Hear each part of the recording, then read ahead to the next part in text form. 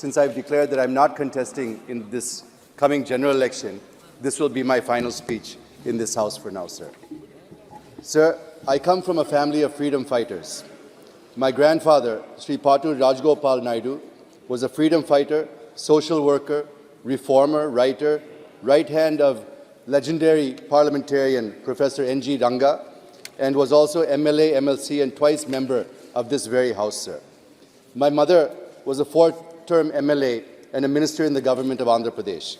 So I come from a family, sir, which has a legacy of fighting for the people. This is indeed the last session of the 17th Lok Sabha, and every member of the House is bidding adieu. And the reason that I've decided to not contest also is that it's not easy, sir, to sail on two boats in one go, to be in public life and also to continue as an entrepreneur. So I've decided to give a pause to my political life. Despite stepping aside from electoral politics, my commitment and resolve to serve the nation remains steadfast as I plan to contribute to the country's development by investing, innovating, creating employment opportunities, and generating revenue and wealth for the nation, sir. My group of companies is providing jobs to about 17,000 people and undertaking various welfare measures for them and their family members. So I serve the country in a different form, sir, and I'm sure this House and the people of my state will appreciate my decision.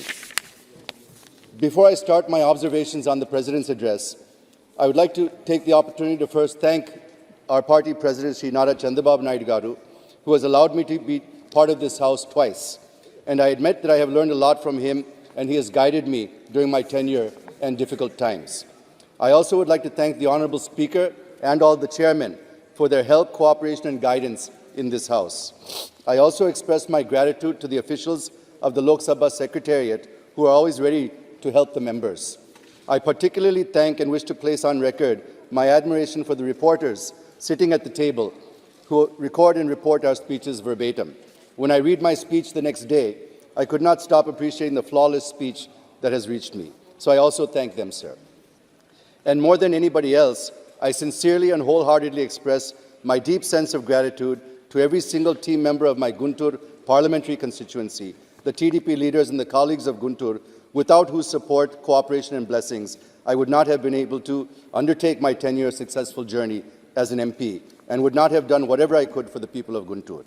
So I once again thank all of them from the bottom of my heart.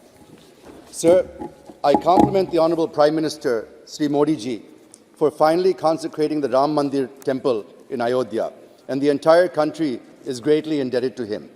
I plan to visit the temple one day as it realizes the 500-year-old dream of all Hindus. The world knows that we are one of the oldest civilizations on earth. Here I only wish to say that the stones may be old, but they are chiseled afresh. Our civilization may be ancient, but I feel it is born again. The last 10 years of Modi ji's government may be like any other, but he ensured that it marks a new dawn. The date of 22nd January in many ways has redefined and rediscovered our civilization. Not just this new parliament, imbued with the fragrance of Ek Bharat, Shrestha Bharat, is one more testimony to our great civilization and culture. Sir, I compliment the Honourable Prime Minister for his leadership and vision for the country.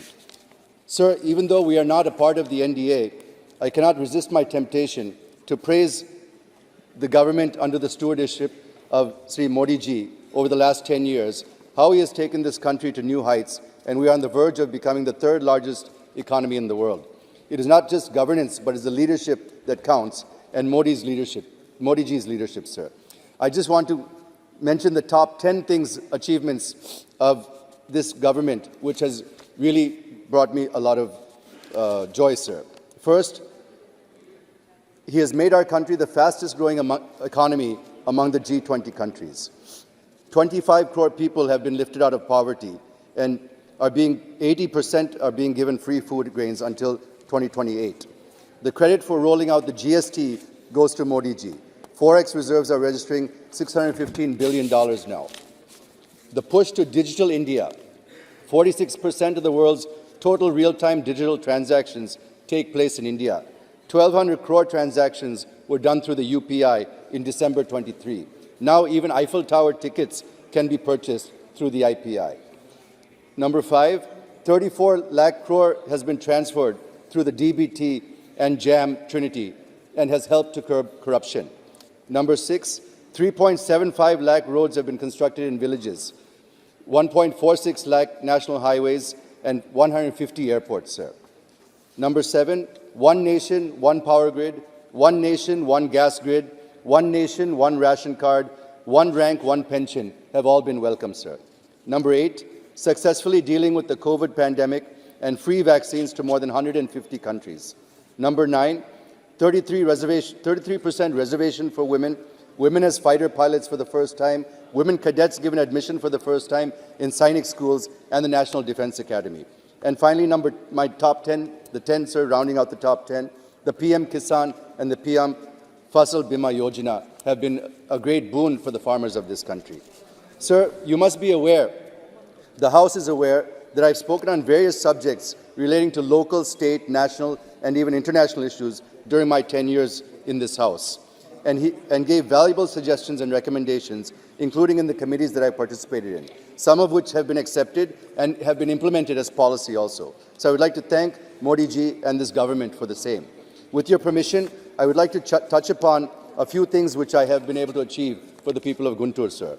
Sir, number 1, I fought for the capital Amaravati, raised it many times in Parliament, and I'm still supporting the farmers' agitation, which is going on for more than 1,500 days for making Amaravati as the sole capital. It's still happening, sir, in my constituency. Sir, just a few more minutes, sir. This is my final speech. Please indulge me and give me a couple of minutes.